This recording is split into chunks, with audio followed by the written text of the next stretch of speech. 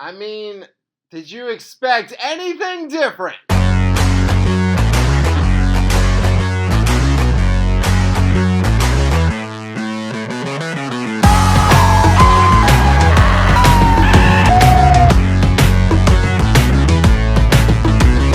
What's up, everybody? TM Fanatic here. Hope you all are having a fantastic day and welcome to another post-game reaction. In this one, I am continuing my very joyful coverage of Nashville SC and our historic season we have been on. And this is another example why this Nashville SC team right here is to be feared throughout the entire league. Yes, respected, that is fantastic, but I'm talking about feared.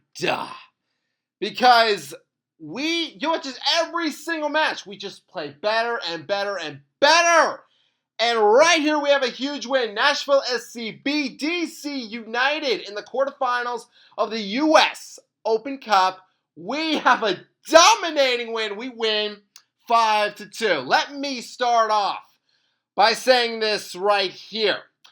And I apologize for being blunt, but this is probably the best way that I can put it. DC United and their manager, Troy Lesnin.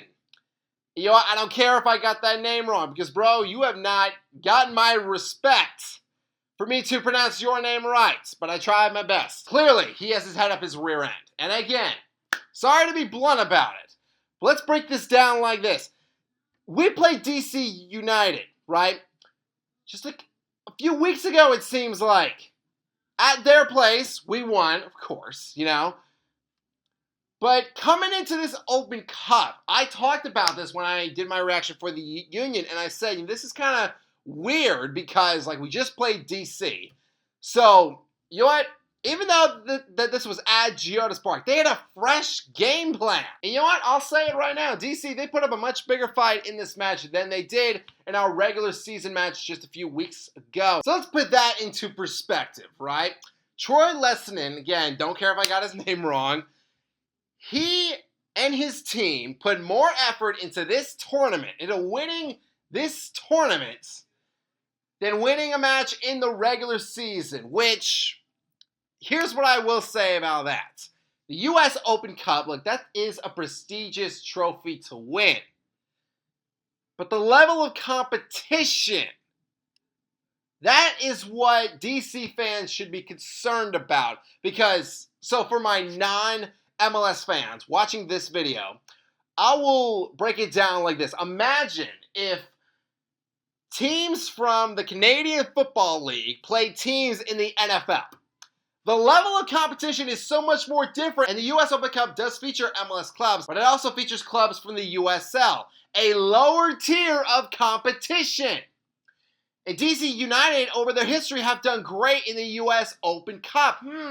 Why is that? Well, it's because they play, most of the time, clubs of a lower tier of competition. Why? Because they can't handle playing MLS clubs in this tournament. That was clear in this match. And it's obvious now that DC, they are tired of the Troy way. Like, they're moving on from him. They announced that they announced that they're parting ways. But come on, it's like, he got fired.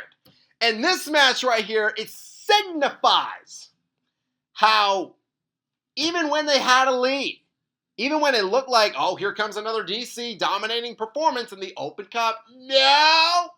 They blew it again right here. So, now again, this was a comeback, so I do have to talk about the 2 goals that DC got. So, DC fans, hope y'all enjoyed that right here. So, 5th minute. Yeah, 5 minutes in. This is exactly what DC wanted. This is exactly what their players wanted, especially after getting beat by us just a short time ago. 5th minute, Pirani. Look, he fires. This was a great shot by him.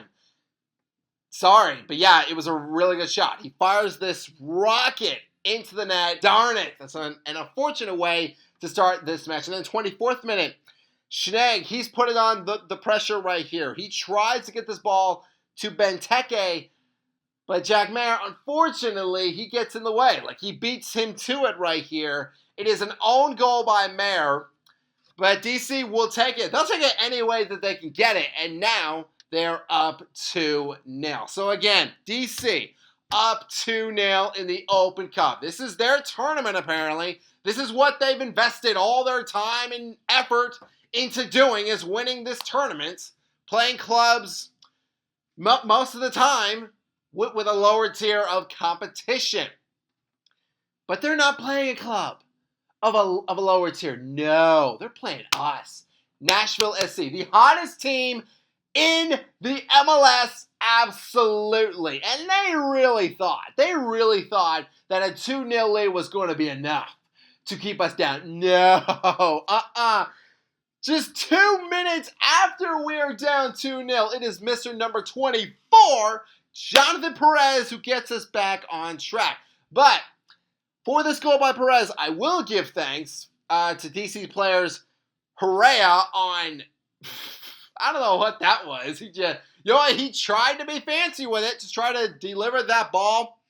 And also on Bartlett for the ball just bouncing off of his noggin. But Perez and us, we love it, baby. Jonathan scores, and that DC lead is cut in half. And speaking of Herrera, in the 51st minute, he was called for a handball, and that is an obvious penalty. Thank goodness for that.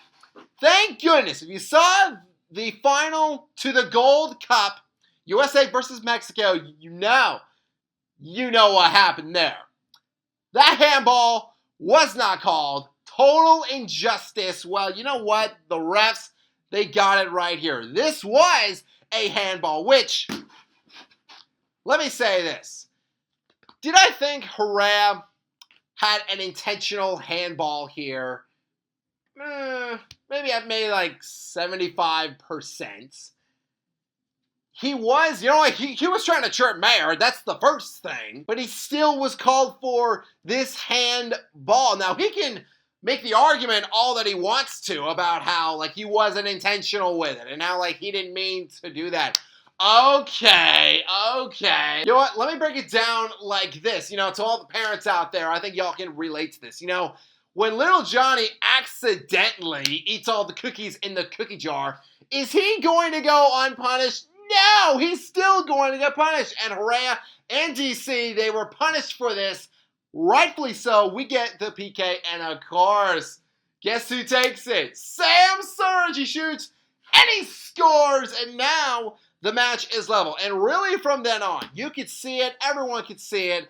DC, they started to lose their minds, and we controlled the pace of this match. 72nd minute, Perez, he's running in with finesse. He draws 3 DC players right there.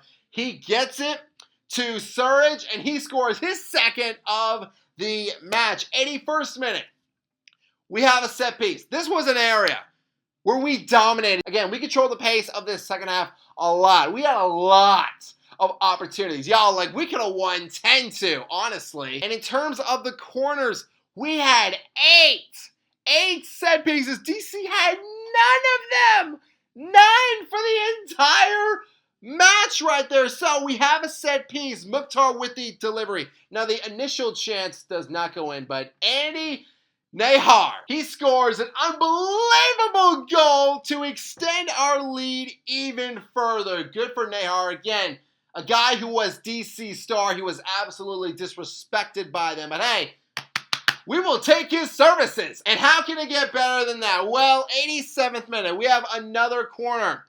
Ball gets to Brugman, and he passes to Walker Zimmerman, who heads this ball in, baby! The 5th goal for us in this match. It feels amazing to see Walker Zimmerman get that header into the net. Good for Walker, honestly, because, after everything that he went through this season, it has been a rough season for Zim.